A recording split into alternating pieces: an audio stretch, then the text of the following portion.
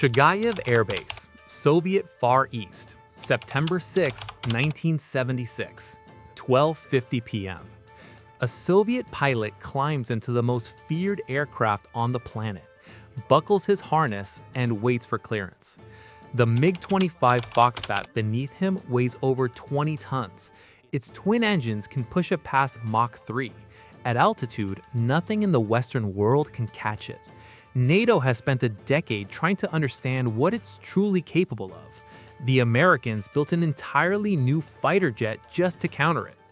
Ground control clears him for a routine training flight. He acknowledges. He taxis. He goes to full power. Then he turns south, away from Soviet airspace, toward Japan.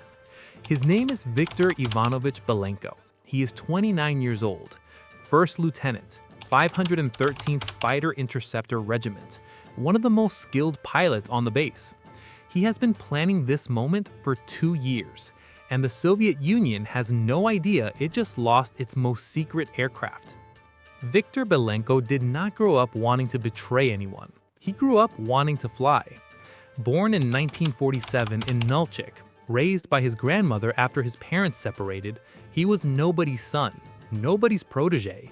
Aviation was his escape from all of that.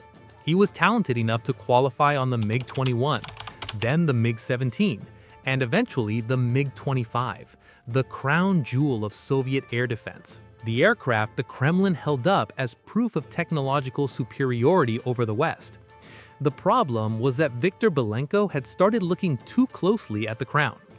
The disillusionment came slowly. The gap between official proclamations and daily life on the base, chronic shortages, corruption inside the officers' corps, promotions handed out for loyalty rather than ability. He was flying one of the most advanced weapons ever built. He couldn't get reliable hot water. But that wasn't what finally moved him.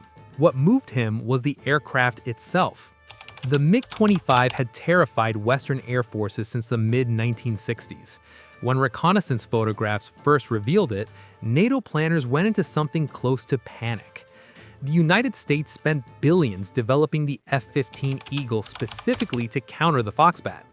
Belenko flew the aircraft every week.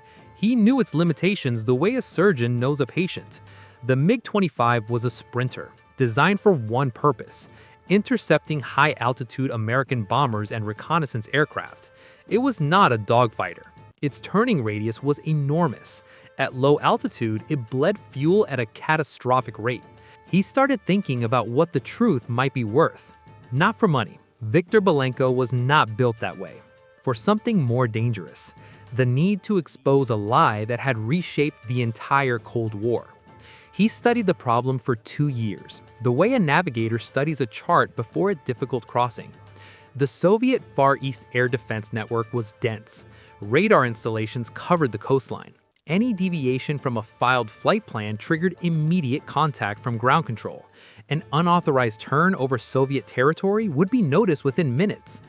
And Japan was close. Hokkaido, the northernmost of the main Japanese islands, sat roughly 200 kilometers away in certain corridors. In a MiG-25, that was 6 to 8 minutes of flight at low altitude. The problem was fuel. A Foxbat flying low burned through its reserves at a punishing rate. He would have one chance to land. First airfield he could reach. No second approach. He had studied Hakodate Airport, a civilian field, short runway, not built for supersonic jets. He had done the math on the approach. It was going to be extremely close. He told no one. September 6, 1976, 12:50 p.m.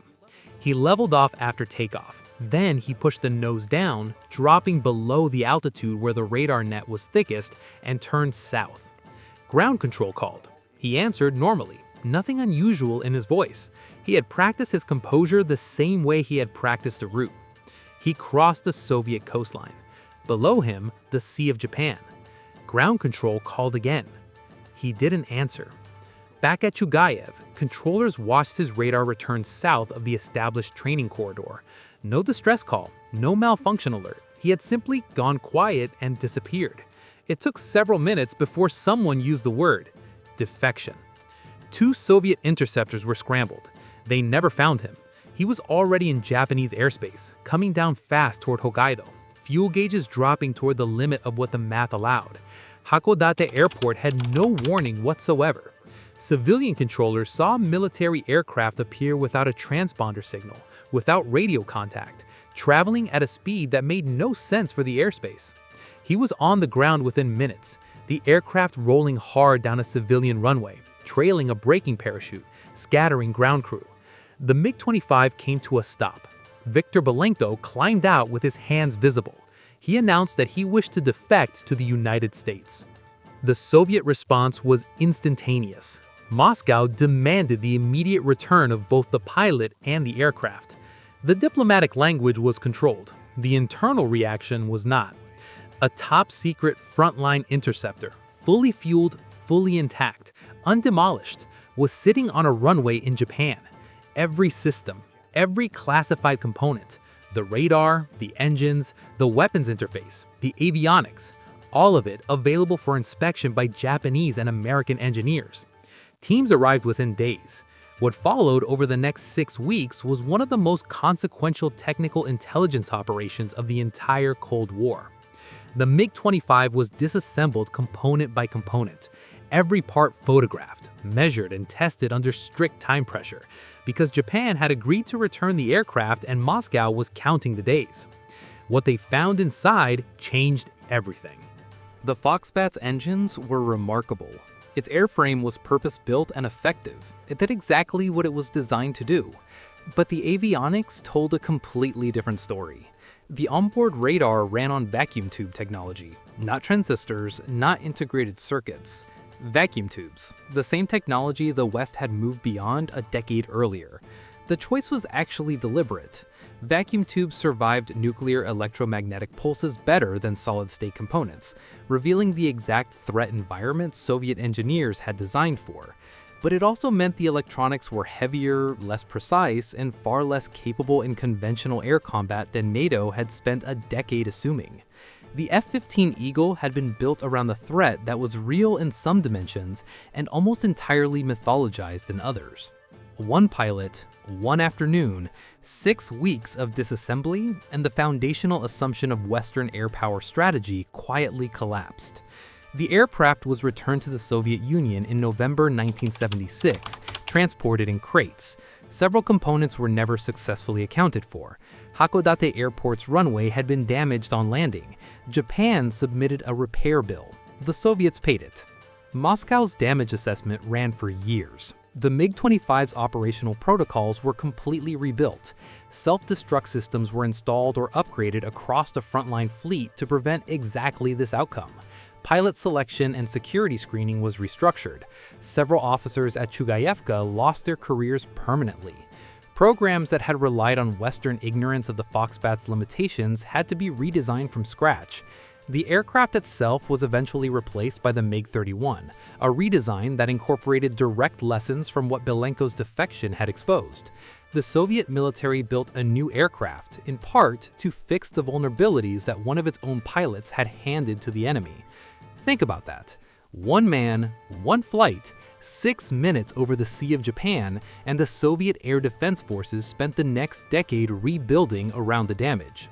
Viktor Belenko was debriefed for months by the CIA and US Air Force intelligence.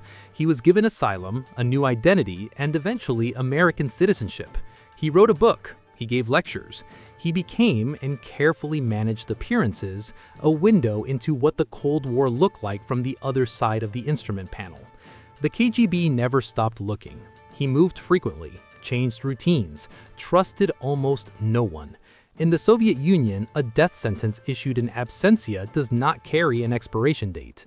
Years after the defection, he was asked what he remembered most about the moment he crossed the Soviet coastline and committed to the flight south. He said he remembered the silence. Ground control had stopped calling. The sea was below him. The radar scope was empty. No one in the world knew exactly where he was or what he was doing. He said it was the first honest moment he had experienced in years.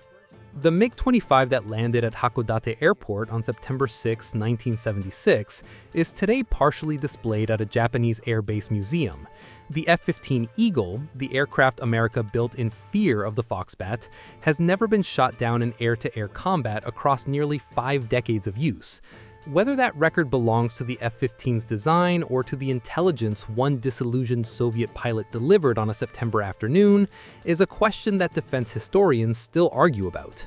Viktor Belenko gave the West the answer to a question it had spent 10 years and billions of dollars trying to solve. The answer was, you were afraid of the wrong thing.